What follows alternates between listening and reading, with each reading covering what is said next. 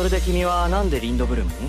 自分にとって大切なものとそうでないものをね。お父様！ロ君の勇敢さを。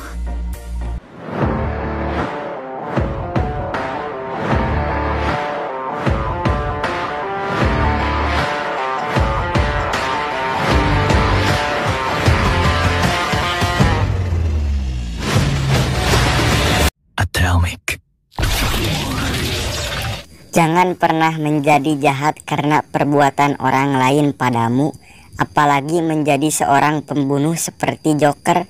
Ingat perkataan ulung, jadilah bunga yang selalu memberi keharuman bahkan pada tangan yang telah merusaknya. Sus. Oh, watashi no ako aishi no apore de empor. Bingung. Itulah yang dirasakan semua siswa Akademi Edgar karena mereka semua sedang ditawan pihak yang mengaku sebagai Shadow Garden. Putri Iris dan Alexia yang berada di luar tak berani mendekat karena mereka tahu area dalam lingkaran adalah zona ilmu sihir akan hilang. Mereka hanya memblokir jalan keluar para teroris agar terus berada di dalam.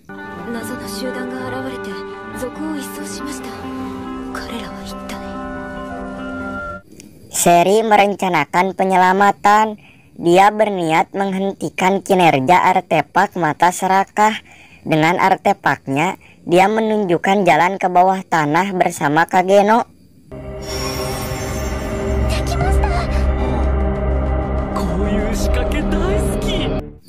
Saat di kegelapan, dia teringat kenangan ketirnya saat melihat ibunya tergeletak meninggal.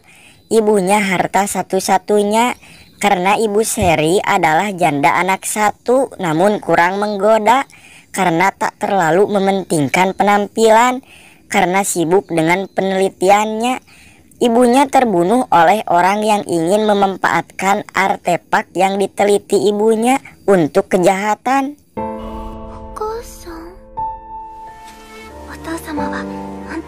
Dia pun diselamatkan oleh seorang pria yang sempat dengan ibunya.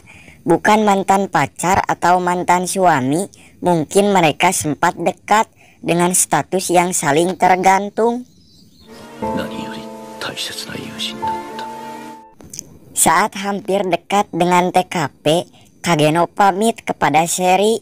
Dia bilang bantuannya hanya sampai sini dan selanjutnya tolonglah dunia dengan kekuatanmu. Kageno langsung pergi dan bersiap akan muncul di TKP. Dia ingin muncul dengan dramatis dan terlihat heroik sebagai Shadow. Dengan santuinya, para teroris menembak siswa dengan seenaknya. Mereka menganggap itu permainan tembakan di festival yang jika kena akan dapat boneka. Seri sampai mau jatuh karena mendengar suara tembakan. Untung bodinya tak terlalu jumbo, jadi dia bisa menjaga keseimbangan.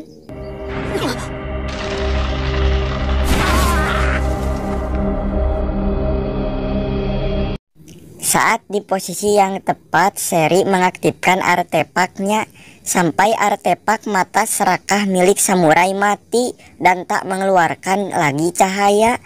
Ketua OSIS berambut pirang yang mirip bule Australia itu yang pertama menyadari bahwa segel sihir mereka telah hilang. Dia mengomando semua temannya agar bertempur, layaknya Dylan mengomando geng motornya. Adu mulut dan adu pedang pun terus berlangsung. Mereka yang siswa jurusan IPA dievakuasi. Hanya anak-anak IPS yang gagah berani ikut berperang.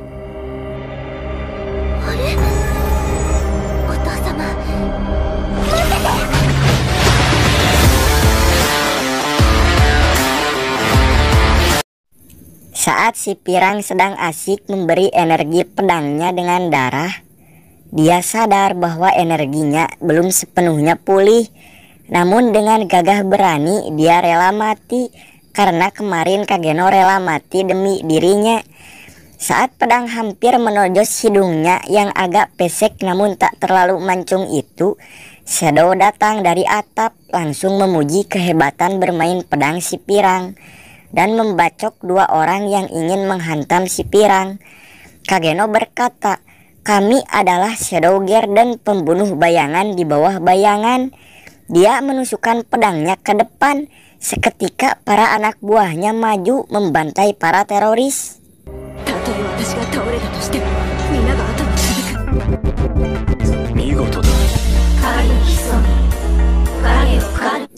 Saat pembantaian berlangsung, tiba-tiba ada ledakan karena mata serakah terlalu banyak menampung energi sihir dan memenuhi kapasitasnya sampai meledak. Semua siswa panik dan berusaha melarikan diri.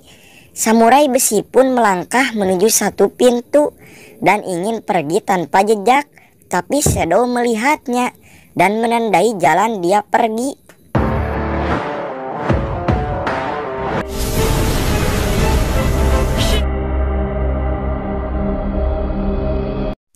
Bantai-bantai pun dilanjutkan sampai semua teroris roto, dan seperti biasa para Shadow Garden menghilang tanpa jejak, seperti para sahabat yang kita cari saat sedang susah, pergi tanpa permisi dan datang seenaknya saat kita mulai kaya. Samurai besi sampai di satu ruangan. Dia berasa misinya sukses. Dia senang bukan kepalang, ibarat penjudi domino yang bermodal 2K jadi 2B.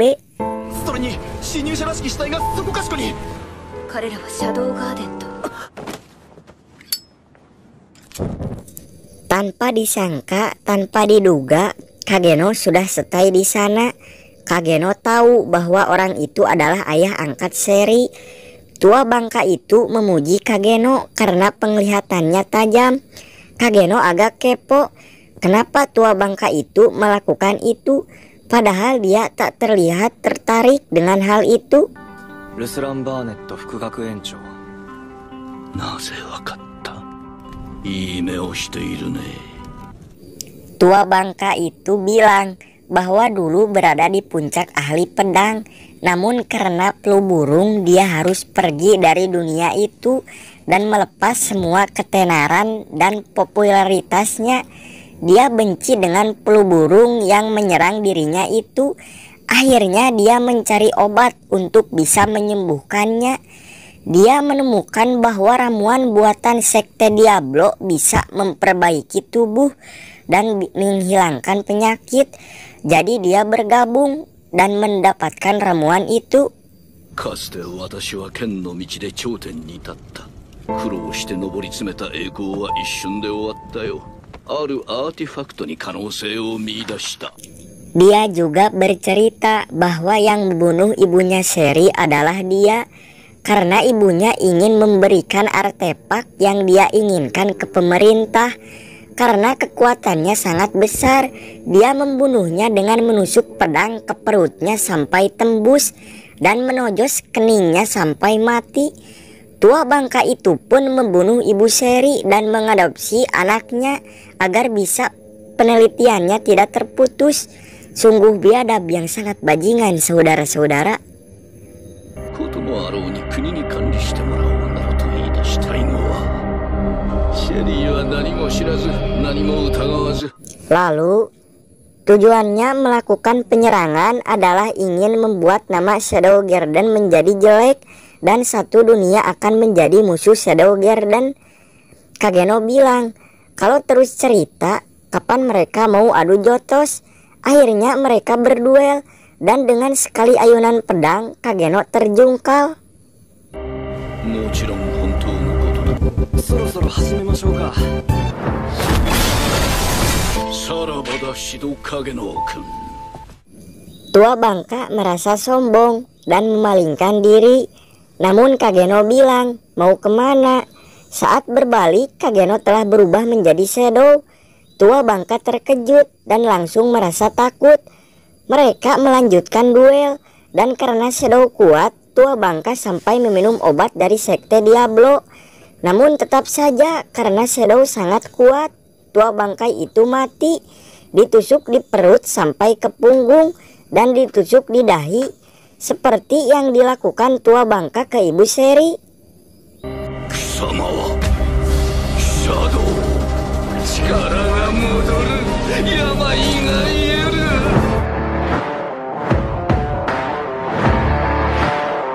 最後は心臓だったな。 Saat tua bangka tergeletak, Seri datang.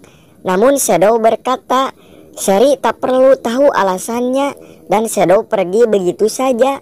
Seri menjerit dan terguncang karena kejadian pilu masa lalunya terulang kembali. お父様。お前は何も知らなくていい。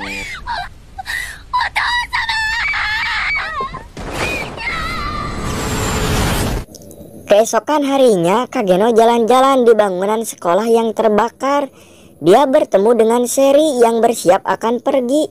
Dia bilang akan pergi keluar kota untuk sekolah karena alasan dia tinggal di sana sudah tidak ada, dan dia akan melakukan satu hal yang luar biasa.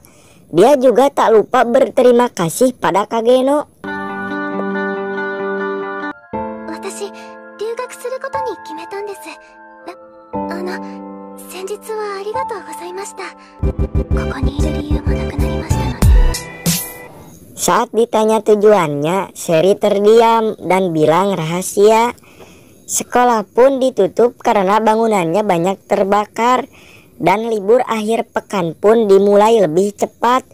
Banyak anak-anak yang pulang ke rumahnya, namun Kageno memilih diam di asrama sendirian karena di rumah pun gak ngapa-ngapain. Namun dia kedatangan surat dari Alpha berupa undangan agar dia datang ke Tanah Suci, tempat terkuburnya kenangan masa lalu yang dibuat salah jalur. やらなきゃいけないことって。秘密です。学園が反対したので、そんな時アルファから手紙が来た。 Putri Iris dan Alexia juga akan pergi ke sana untuk menjadi tamu undangan dan melihat lomba tantangan Dewi yang diadakan setahun sekali. Namun mereka datang dulu ke toko coklat untuk perbekalan mereka di perjalanan. Mereka ditawari coklat varian baru.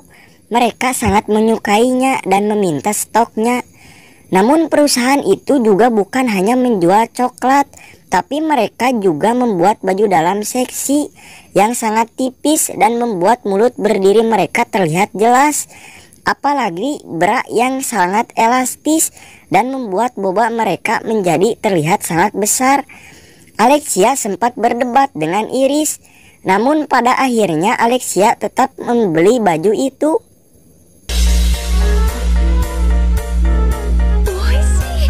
パーティー用のドレスならもう何着か発注したでしょ。あと手を離しなさい。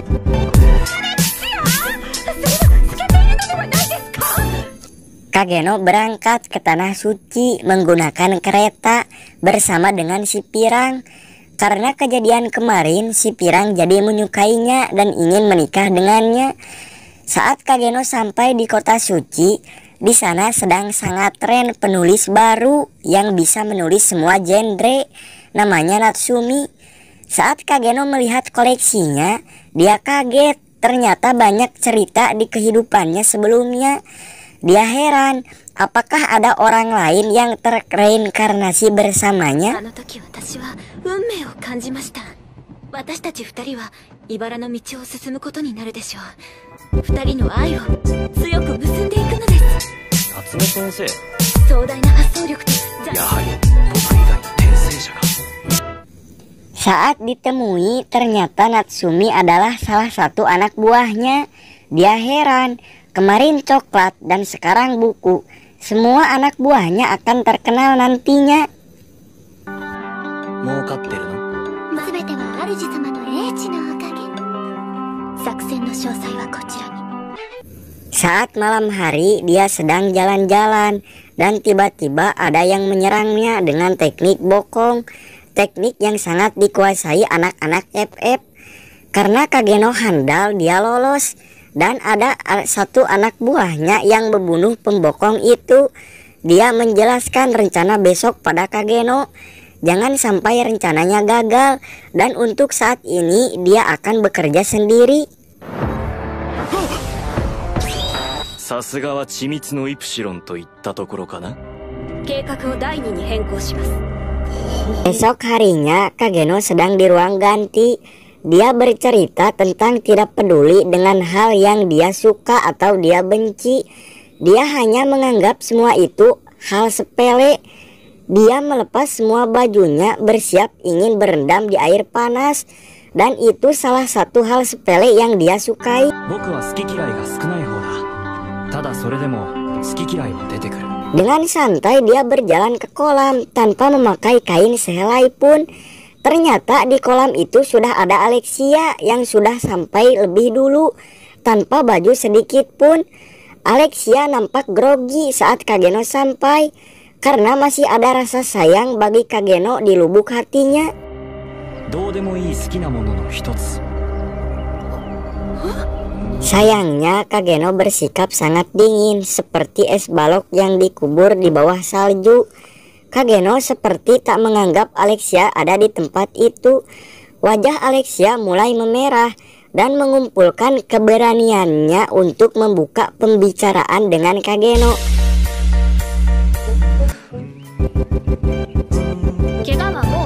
Akhirnya Alexia membuka topik dengan membahas luka Kageno yang dia buat saat Kageno menolaknya tempo hari. Setelah itu Alexia banyak menjelaskan banyak hal tentang ujian Dewi, pertandingan yang diadakan 1 tahun sekali yang bertujuan untuk membuka gerbang Centauri di mana roh Oliver berada, dan menantang memanggil semua roh itu untuk bertarung dengannya, dan jika menang akan mendapatkan sertifikat untuk melamar jadi prajurit di semua kerajaan dan pasti akan diterima. Namun Kageno menanggapinya dengan sangat simpel dan tidak peduli. ついカッとなって切り刻んじゃったけど。その女神の試練のことだと思うんだけど。 Alexia pikir saat Kageno melihatnya telanjang bulat, Kageno akan sange melihatnya. Namun dia salah, bahkan melirik pun tidak Kageno lakukan. Itu karena saat di pemandian air panas, Kageno tidak mau memperhatikan tubuh orang lain agar semua orang tetap merasa nyaman. Kageno pun mengingatkan Alexia jangan mencuri pandang pada Excalibur miliknya. 舐め回すように見られるんじゃないかと予想したんだけど、それがエクスカリバーですって。 Alexia sedikit menghina, katanya Excalibur miliknya seperti cacing tanah. Namun Kageno bilang bahwa terkadang hal yang terlihat tak sesuai dengan apa yang sebenarnya. Dan jika Excalibur sedang bedas-bedasnya, dia akan berubah seperti hulk besar dan berurat. Perkataan Kageno itu membuat Alexia bengong tanpa bisa berkata apa-apa. Kageno pun pergi dari tempat itu meninggalkan Alexia yang bengong menatapi dadanya yang sederhana namun tetap elegan. ミミズの間違いじゃないの？まだ鞘に入っているだけかもしれないんだから。 Esok harinya acara pertarungan Dewi dimulai. Uskup gereja di sana membuka acara dengan bacotan-bacotannya yang dia kira penuh makna.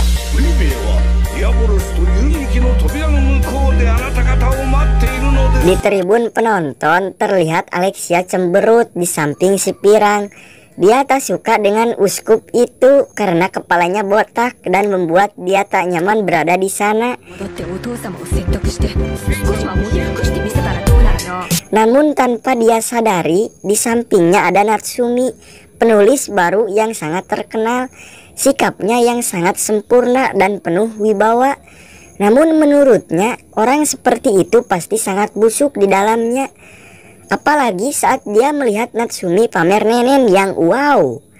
Terlihat nikmat untuk dijadikan pegangan, apalagi dibuat bantal. Begitu lembut dan mulus.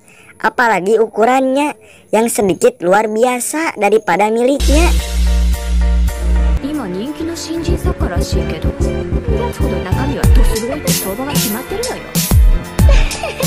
Dengan emosi, dia menginjak kaki Natsumi dengan penuh emosi. Saat ditegur, injakannya malah makin keras karena dia sangat benci dengan gaya sok berwibawanya Natsumi.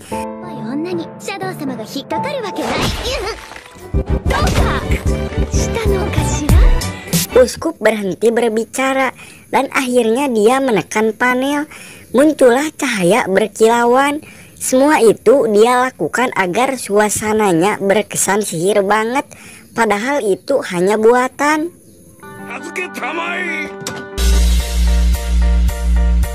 Saat pertandingan berlangsung, Kageno hanya memperhatikan dengan santai karena dia pikir dia tidak ikut serta, jadi hanya menikmati dengan jenuh. Dan ternyata dari begitu banyaknya peserta, hanya satu orang yang bisa memanggil roh dan langsung menang. Bahkan produser film pun tak menayangkan adegan itu karena sangat membosankan.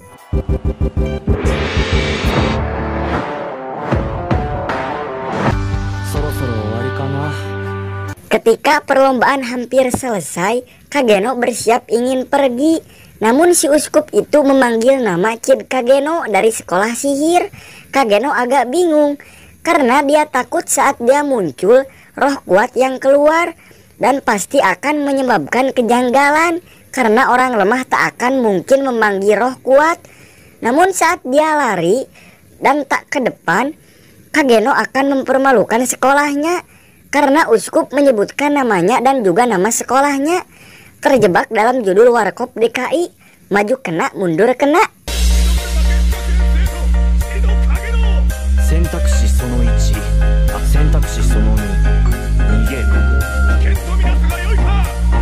Setelah berpikir, akhirnya Kageno punya jalan keluar tanpa harus memilih dua opsi tadi.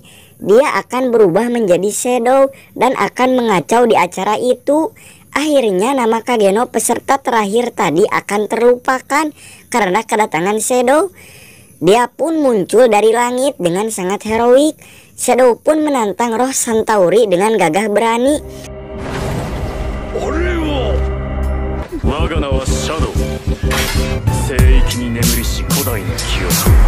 Tanpa disangka, tanpa diduga, tiba-tiba muncul cahaya hitam. Uskup pun kaget kenapa sesuatu yang terjadi padahal dia belum menekan panel pengaturan miliknya.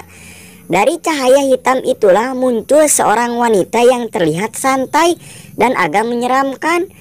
Semua orang tercengang, apalagi Natsumi, karena dia tahu bahwa itu adalah Aurora, si penyihir penghancur. Bahkan sejarah mengatakan bahwa dengan kekuatannya Aurora bisa menghancurkan dunia.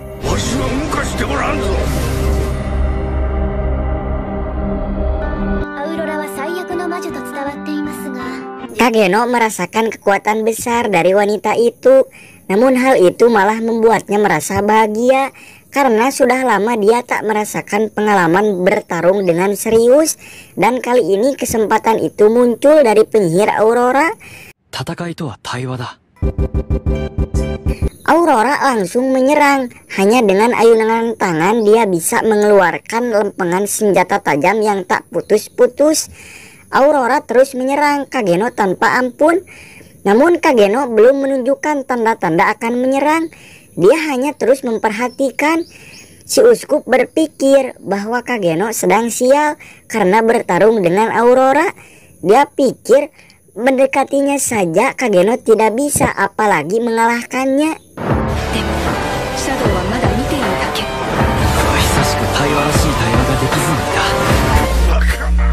Namun saat dordar terjadi, di akhir pertandingan Kageno melakukan teleport dari langit ke depan Aurora dan langsung menebasnya. Aurora pun tersungkur seketika dan langsung lenyap dari sana.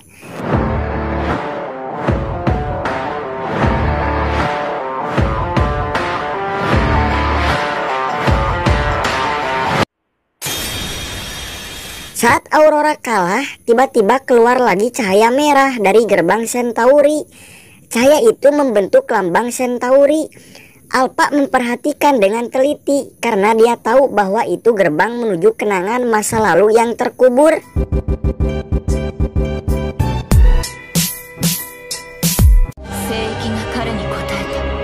Kageno pergi dari tempat itu. dan berganti pakaian seperti biasa. Dia merasa lelah dan ingin berendam di air panas. Namun saat dia ingin pergi, tiba-tiba ada gerbang yang muncul di dampingnya, seperti gerbang yang muncul di area ujian Dewi.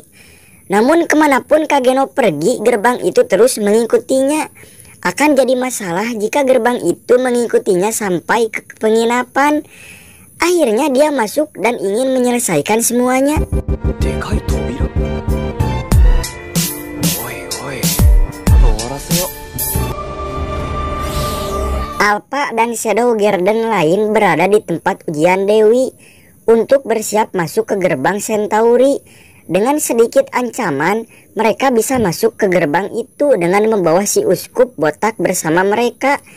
Namun karena Alexia dan si Pirang sangat kepo, seperti ibu-ibu penggosip, mereka berdua pun ikut masuk ke dalam Centauri.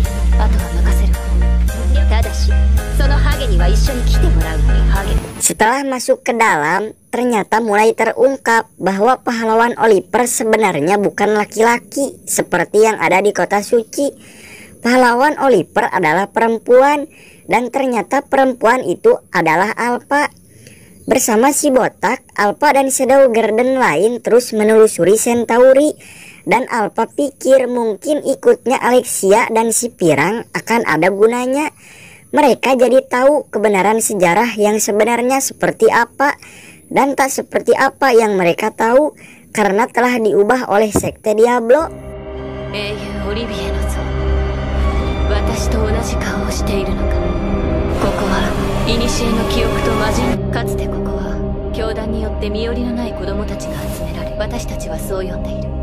Saat melihat kejadiannya langsung, si uskup mulai menceritakan kejadiannya. Karena dia tak punya pilihan, bahwa sekte Diablo hanyalah menginginkan kekuatan, dan kekuatan itu diambil dari tangan iblis yang sudah terpotong, dan Oliver yang telah memotongnya malah mereka jadikan kelinci percobaan agar mereka mendapatkan hasil yang aman untuk mereka gunakan.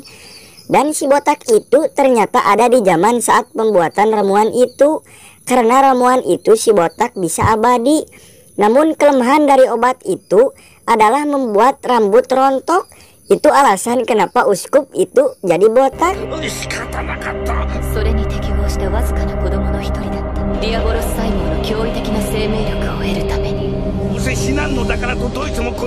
Karena merasa marah dengan cerita si botak, Delta tiba-tiba menebasnya dan membuat si botak terlempar ke danau.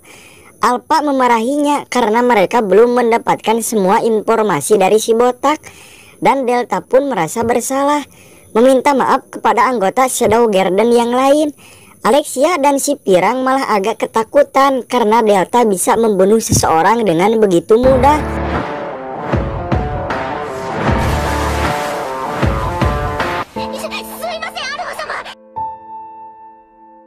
Tapi keributan datang dari bawah danau.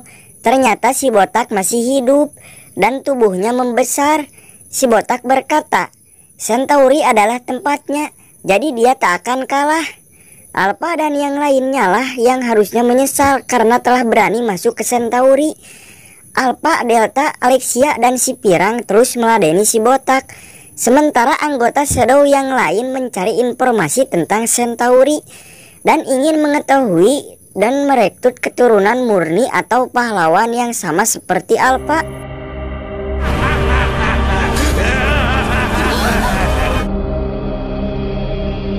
Si botak ingin mengalahkan Alpha dan yang lainnya karena ingin membuat mereka kesal. Karena semakin dekat mereka dengan Centauri, maka kekuatan sihir mereka akan melemah.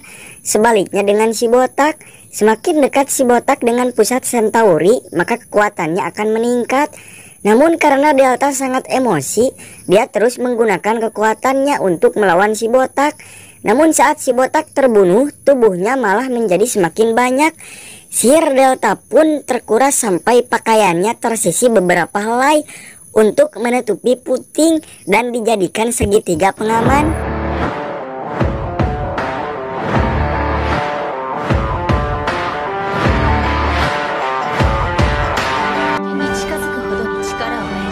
Di tempat lain, Kageno sedang berkunjung ke masa lalu Aurora.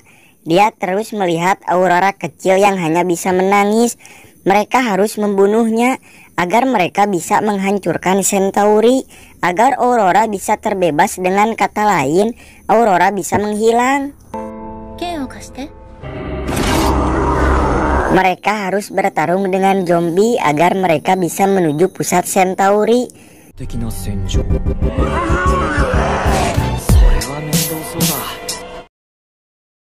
Saat Alpha dan Delta telah menemukan tubuh asli si botak kewalahan sampai dia harus memanggil pahlawan Oliver atau Alpha masa lalu. Namun saat Oliver akan menyerang Alpha, anggota Shadow lain datang dan melapor bahwa semua data yang mereka butuhkan sudah terkumpul dan mereka bisa keluar dari sana kapanpun. Akhirnya Alpha pun memilih pergi dan tak mau mengurus tikus god seperti si botak itu. Si botak agak emosi dengan pilihan Alpha, tapi dia tidak bisa berbuat apa-apa karena dia tak punya kekuatan saat mengejar Alpha. Karena akan jauh dari pusat Centauri,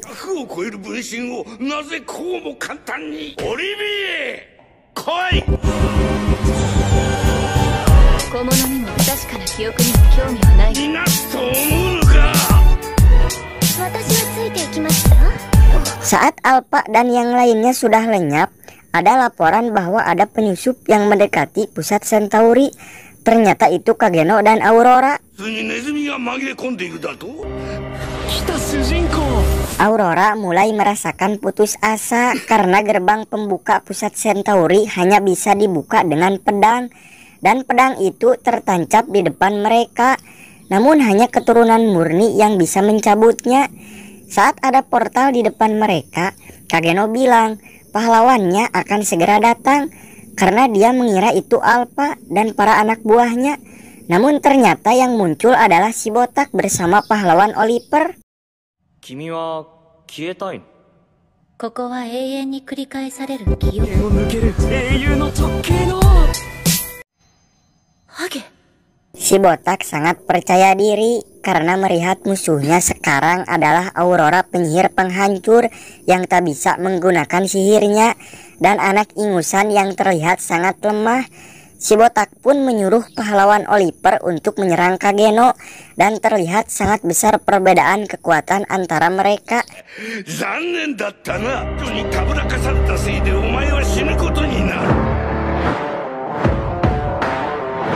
Namun saat terdesak, Kageno malah tersenyum yang dianggap aneh oleh si botak. Saat ingin mati malah tersenyum. Bahkan Aurora pun ingin menghentikan pertarungan itu. Dia tak mau Kageno harus mati karena dia ingin terbebas.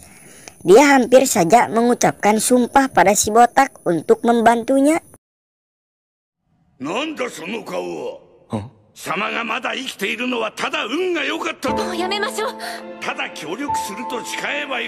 Kageno menghentikan perkataan Aurora dan membuat si botak sangat marah. Si botak pun menyuruh Oliver untuk membunuh Kageno. Namun saat Oliver menusuk perut Kageno, Kageno menangkap tangannya dan menahan lehernya dengan tangannya. Kageno menggigit pundak Oliver sampai mengeluarkan darah, bahkan sampai Oliver hancur. Dia tersenyum puas dengan darah di bibirnya.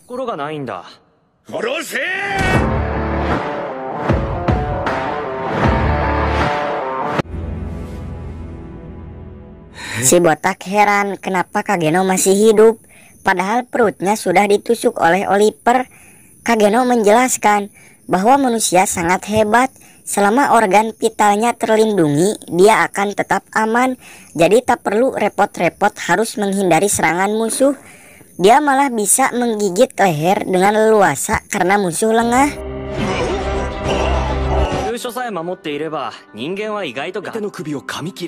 Kageno menantang melawan si botak karena Oliver telah hancur. Si botak sangat kebingungan. Namun saat Kageno mendekatinya, dia malah tertawa. Dia mengakui bahwa dia heran kenapa manusia tanpa sihir bisa mengalahkan Oliver. Namun itu hanya satu salinan saja, dan banyak ribuan salinan Oliver di Centauri ini. Dia mengeluarkan semuanya dan membuat Aurora sangat terkejut dan shock karena mereka harus melawan ribuan Oliver. Namun Kageno bilang sayangnya waktunya sudah habis. Dia pun mengeluarkan semua sihirnya dan berubah lagi menjadi Shadow. エルフさんは消えたけど次の相手はおっさんでいいのかな。おめでとうなよ。地域にはもだけど簡単な話さ。 Si botak heran lagi kenapa Kageno bisa menggunakan sihir padahal mereka berada di pusat Centauri. Namun Kageno mengakui bahwa dia telah mengumpulkan sihirnya dari awal. Dan dalam satu saat dia mengeluarkan sihir yang sangat banyak agar tidak mampu diserap oleh inti Centauri. なんだそれは。吸い取られないほど強固に練ればいい。 Si botak mulai gentar. Dia mengira bahwa Shadow menggunakan artefak karena dia pikir kekuatan manusia biasa tak akan sebesar itu. Si botak pun menyuruh semua Oliver untuk menyerang Shadow. Namun dengan kekuatan penuh, melawan ribuan Oliver hanyalah seperti melawan boneka baginya. Akhirnya dia menggunakan kekuatan terbesarnya untuk menyerang si botak, menghancurkan gerbang, dan menghancurkan inti Centauri dalam satu serangan. Dia mengucapkan mantra seperti biasa, yaitu... Artefakt Olivier.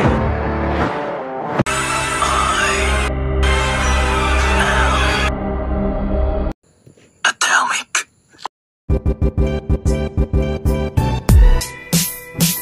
Sambil menusuk perut si botak dan mengarahkannya ke pusat Centauri agar semuanya hancur karena serangannya begitu dahsyat, sampai-sampai malam menjadi terang dengan cahaya ungu yang keluar dari pedang Shadow. Alpha dan anggota Shadow lain, begitu juga si Pirang dan Alexia juga melihat indahnya cahaya itu. Kageno pun terbangun bersama Aurora di hutan. Saat Aurora ingin memeriksa luka Kageno di tangannya, berangsur-angsur menghilang. Dia mengakui bahwa dia yang memanggil Kageno dan dia telah berbohong banyak hal pada Kageno. Dulu dia ingin cepat menghilangkan karena tersiksa oleh kenangannya di masa lalu. Namun saat itu, saat Aurora benar-benar akan menghilang, dia malah berharap selamanya akan mengingat kenangan indahnya bersama Kageno kemarin. Dan dia berkata, andai saja Kageno bisa menemukan tubuh aslinya, dia minta tolong.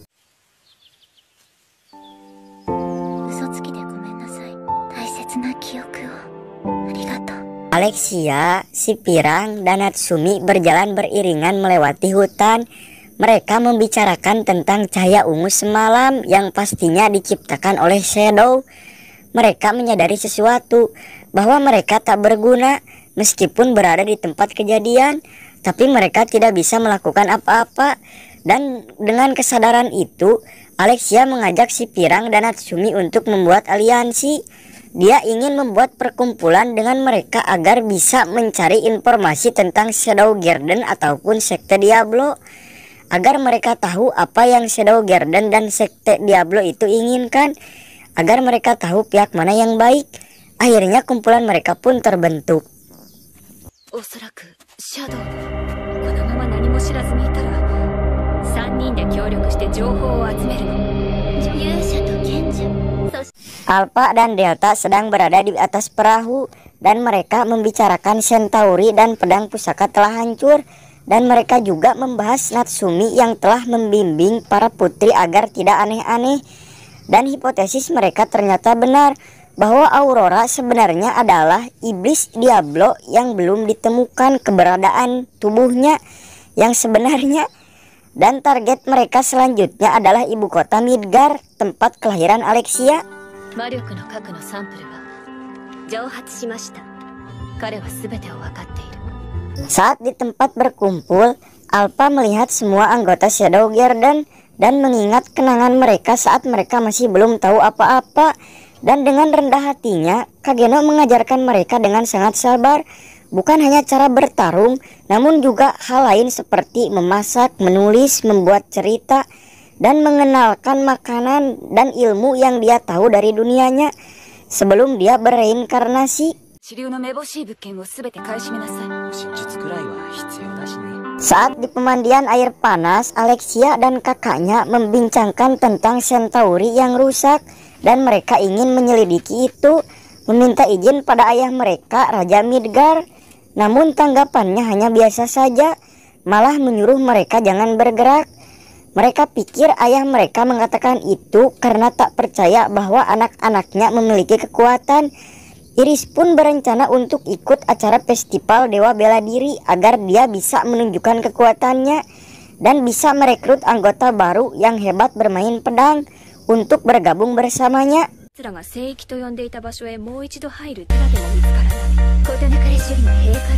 Exia menegurnya tentang Shadow Garden dan Diablo yang selalu muncul dalam event-event besar.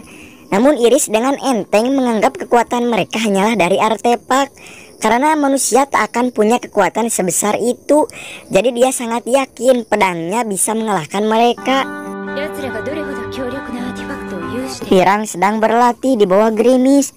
Dia ingin meniru gerakan pedang Shadow yang indah, namun tiba-tiba dadanya sakit, dan saat melihat tangannya ada gurakan merah seperti akar di sana.